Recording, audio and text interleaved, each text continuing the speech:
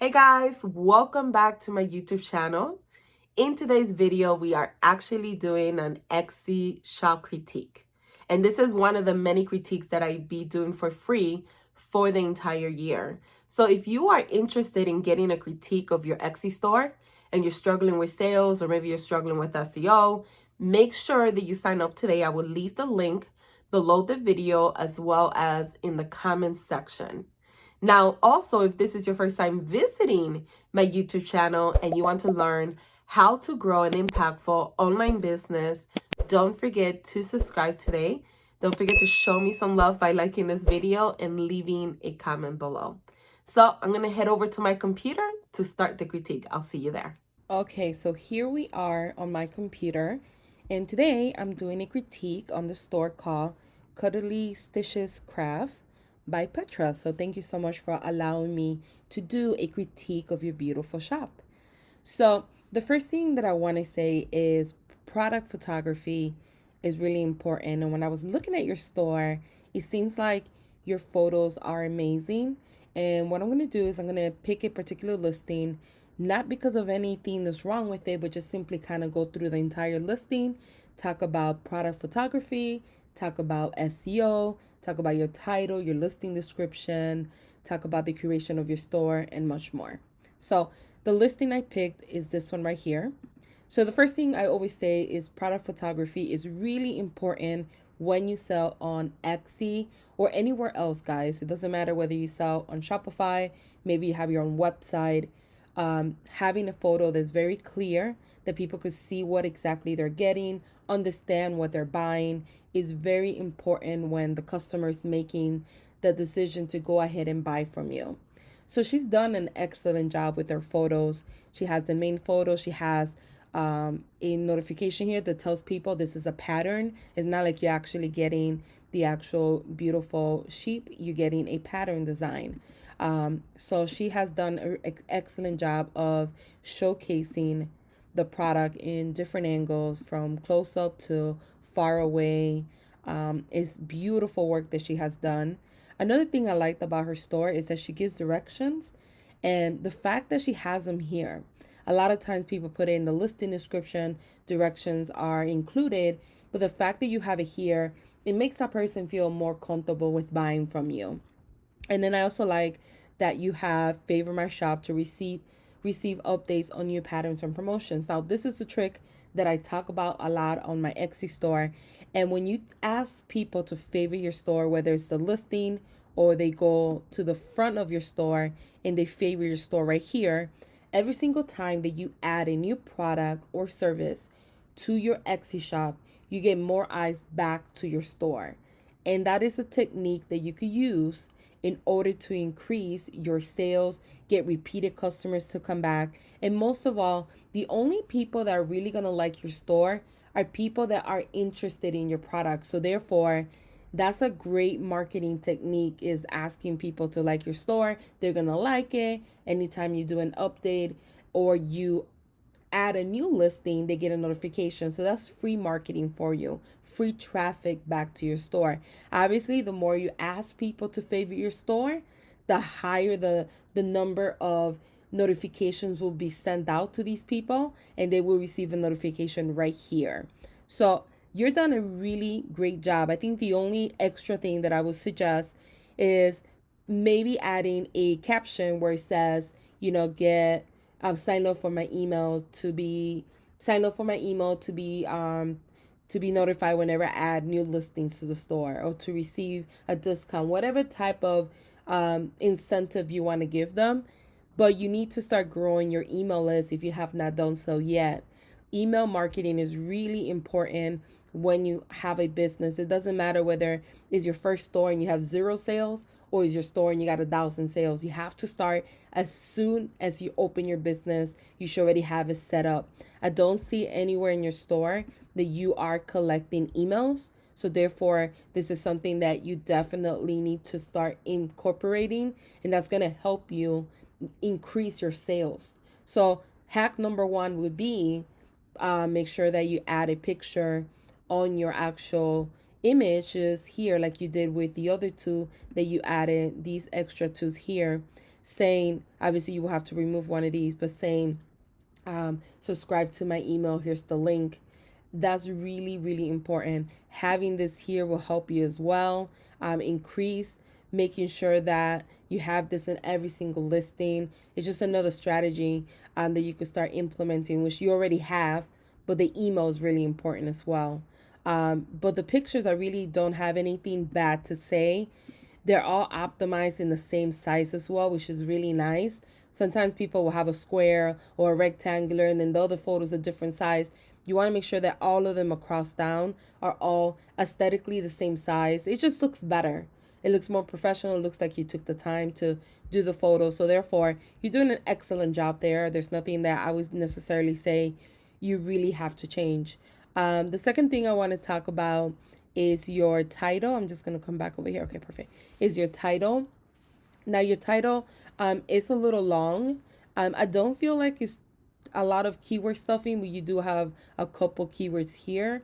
How Etsy wants it now, because I have some like this and I have to change mine as well, is that they want us to write a short title with your main keyword in the beginning of your title, follow with like a short description of whatever you're selling. Keep in mind that in the search results, it does get truncated. This is what people see in the search results, up in the search results, right there, up to right there. Everything else that you add after sheep, it gets cut off. So it really doesn't matter if you have additional keywords. And also keep in mind that the main keyword or the focus is always on the keyword in the beginning of your title. That's what holds the most weight for SEO. So just make sure that you include the main keyword here. Let's see if you're using that keyword right now down here, just to see.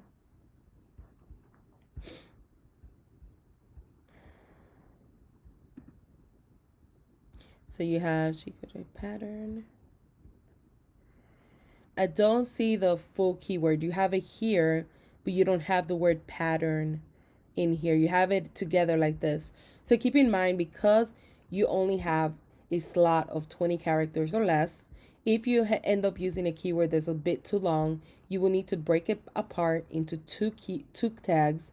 So you would do sheep crochet, and then pattern would be a second keyword by itself. And you need to make sure that whatever you have here matches what you have in your title and also matches what you have as your meta description, because that's an SEO on page factor that's required by Etsy. So that way the algorithm understands what your page is about. And that's how when people type in these keywords, if it's relevant to the keyword that you have, it will match your listings to that particular search. So you definitely will have to optimize your title for SEO, but then also optimize your tags down here to match exactly what you have here. So that would be my first suggestion in changing. Now, another thing is writing a meta description. This is your meta description right now, which is just 3 keywords. It's almost like keyword stuffing, but you don't have an enticing meta description. So a meta description is a snippet that's shown to someone when they found you through Google. So you want to make sure that one, you include your main keyword, which you have it here, sheep crochet plus pattern. You want to include your main keyword. You want to include some sort of description of what you're selling with a call to action. So telling the customer, click to learn more. And this is what people see in the search results right now for your listing. This is a Google preview. So right now, all they're seeing is like 3 keywords. Please know this is it's not really enticing. It's not going to engage someone if they were to find your listing through Google.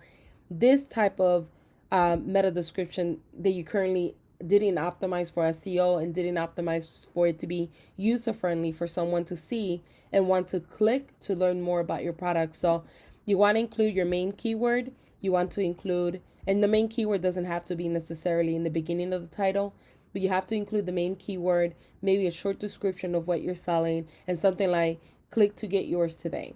That way, when somebody's reading this, they want to go ahead and click. Your objective when you're writing your listing description, when you're writing your titles, when you're uploading photos, is to think about the customer that is browsing and telling them what to do next. And that's what call to actions do. call to actions are really important because they increase your click-through rate. And when a customer clicks and goes to your store and starts engaging with your brand, the longer that they stay in your store browsing, the higher the probability that they'll go ahead and buy from you. So call to actions are really important when selling, especially online, because you're not there to greet the person. So the call to action is almost like telling the reader what they should be doing next. So that would be another suggestion that I would recommend. I think you did a really great job of breaking this into sections. I like it because it's easier to read, it's easier to find exactly what I'm looking for. If I just want to look at the details, or I just want to go down and look at the materials, I could do that. If I want to know what equipment I need, this is perfect. This is what I always talk about, making it as user friendly as possible. You have to think that you have to think that every single customer that comes to your store is their first time visiting Etsy. They really don't know how to click on the listing description. They probably never purchase or purchase a few times. You have to kind of think of the customer that way, unfortunately, and include everything here. You could have all this information in your store policy, in your frequently asked questions, but do all people read that? Majority of them don't. So the fact that you have it here written down, the more detail, the better. I know that for some people, they're like, don't write it too long. I think, for my opinion, is include everything and anything they need to know about that listing. I see a lot of people put like 5 reviews, like everything that people said about the reviews. Just leave those out. Just include everything and anything about this listing. Include a hyperlink to your homepage, which you did. Maybe another hyperlink to other items in your store that are relevant to this particular listing. I wouldn't necessarily include your social media because when they land here and they're reading this, you don't want them to get distracted and say, oh, let me follow them on Facebook, and then leave your Facebook page. I used to do it this way and I stopped doing it. This is another reason why this is not a hyperlink, because Etsy wants to keep their traffic on Etsy. They don't want you driving traffic somewhere else. And that's why the only links that work are the ones that are pertaining to your store. I would remove this, maybe add this on your actual banner.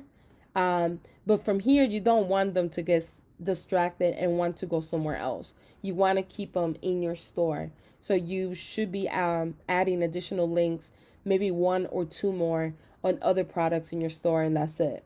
Other than that, I think you've done a great job. The only thing that you're missing is optimizing your listing for SEO. I didn't see a majority of these keywords besides the 3 that you have up here. And you have some, spread around, which is great. So what you want to make sure you do is you use, and I know it's hard because I'm not a writer and it's sometimes really hard to incorporate every single keyword. Whatever keyword you're trying to rank for, you have to include it in your listing description organically. That's going to help you with SEO visibility. When you add the keywords and the search, somebody types in those keywords in the search feed, the SEO algorithm is or Etsy's algorithm is gonna take notice that you have those keywords, and it's gonna rank your listing higher in the search results. So definitely work on that, adding, optimizing your store for SEO. Now, I do want to say one thing I noticed when I was doing research on your store is that you're duplicating listings, and there's nothing wrong with duplicating listings. I mean, this is a trick that I talked about before, that you could duplicate listings and duplicate more items in your store, especially if you're like limited on products and you can't add no more. You could just duplicate a listing, change the keywords to different keywords to reach more people. So essentially you could have 5 listings that sells the same item, but each listing has different keywords. That's the point of it. Now, when you duplicate a listing and you keep the same keywords, like these 2, like some of these have the same, almost all the same keywords.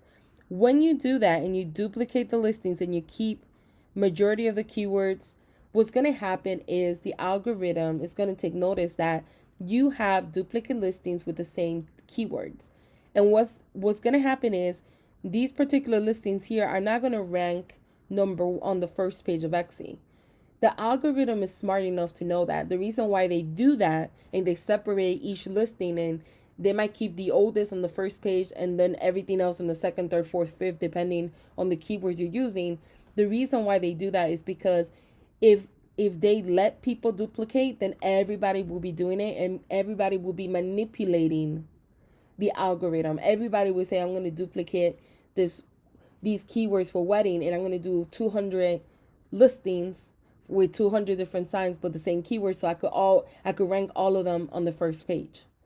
Everybody would do that. So therefore, to avoid that, the algorithm, what it does, so when you duplicate content, and this works also for blogging, this works anywhere else, this works for Pinterest, this works for anything that is related to a search engine. When they realize that you have duplication of stuff, they usually take the one that's the oldest, the one that has more authority. That one stays on the first page if it does happen to be in the first page for some keywords. The rest will be buried in the search results.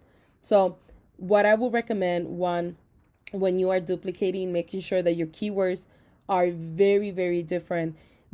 Also, what I noticed, some of the keywords are like, let's say this one here, I can't find one now, but right here is one. You have sheep crochet and then you have crochet sheep. That's the same thing. The algorithm knows if somebody typed it this way, this listing will still show up. So that's essentially the same keyword. When I say duplicate, I say duplicate it and change your tags completely. They shouldn't be the same. And that's what you need to do, because these aren't in getting you any money, to be quite honest. I know you just did this this month, so they haven't been up for too long. But what I would do is go back and change all the keywords for these, because it's really not going to help you having duplicate listings with the same keywords. Now that we have that taken care of, what you want to also make sure you do is that whenever you're doing keyword research, you want to sit down, think about 10 to 15 keywords that describes your item, that when people are searching for your products, they'll look at it and say, okay, if I was searching for this, if someone was searching for this beautiful pattern, how would they search it for? And then what you want to do is you want to go to tools, keyword explorer, You want to put in each keyword in there, and you want to do a keyword research. You want to see how much average monthly volume they have, how much competition they have. And from there, you're going to figure out which keywords are the strongest for you to use. But you want to make sure that you use keywords that describes exactly what you're selling. You want to make sure that you use keywords that are either unique phrases of what you sell or long tail keywords. You want to stay away from keywords that are too broad, like PDF, tutorial. That's too broad. If you go to Etsy right now and you type in that, one is doesn't really, if I was looking for your pattern, I wouldn't type in PDF tutorial. So you're not really targeting your ideal customer. A lot of times if you use keywords like this just to use them, or when you use keywords that are too broad, what happens is you get a lot of views, a lot of likes, but people are not buying. That's because you're showing your products to the wrong people. So making sure that you don't use those type of keywords that are too broad or that don't describe your products are the first way to get customers that are going to buy from you, see your products. And also when you use keywords that are like this, it hurts your conversion rate. Because over time, Etsy will say, okay, well, this listing didn't get a lot of conversions. It's not a bestseller. Let's go ahead and dump it in the bottom search feed. So keep that in mind. It's really important to try to use keywords that only describes exactly what you're selling. So you put here Easter lamp. This is, it's kind of related. I would just focus on keywords that describe what you're selling and making sure that you don't repeat the same words over and over. I know it could be a little bit hard, but just making sure that you're using different types of keywords that describes what you sell. Another thing is that I don't know the data if it's skewed or not, right? Because of the pandemic that we're facing, it could be that this information here is skewed, and maybe a couple months ago the information looked a little bit different. Maybe people were doing average search, like people were searching. It looks like at the current moment no one is really searching for these particular keywords here. Definitely go through the list, clean out the ones that really don't describe your product, like this one here.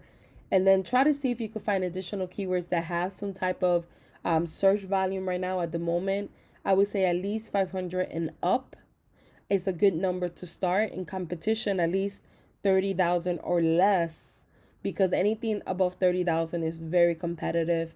And if you're trying to rank organically, sometimes it's almost impossible to. And if you do a XC ad, if you run XC ads, your cost per click will be very high if you're using a keyword that everyone else is using. Like PDF tutorial, 109,000 people are using it. So that's a very competitive keyword. Plus, it doesn't really describe what you sell. So therefore, I understand why you're using it, but it's not a keyword that describes your item. So I wouldn't even use it as a tag. So definitely we need to work on your keywords, come back to your listing, optimize it with the new keywords.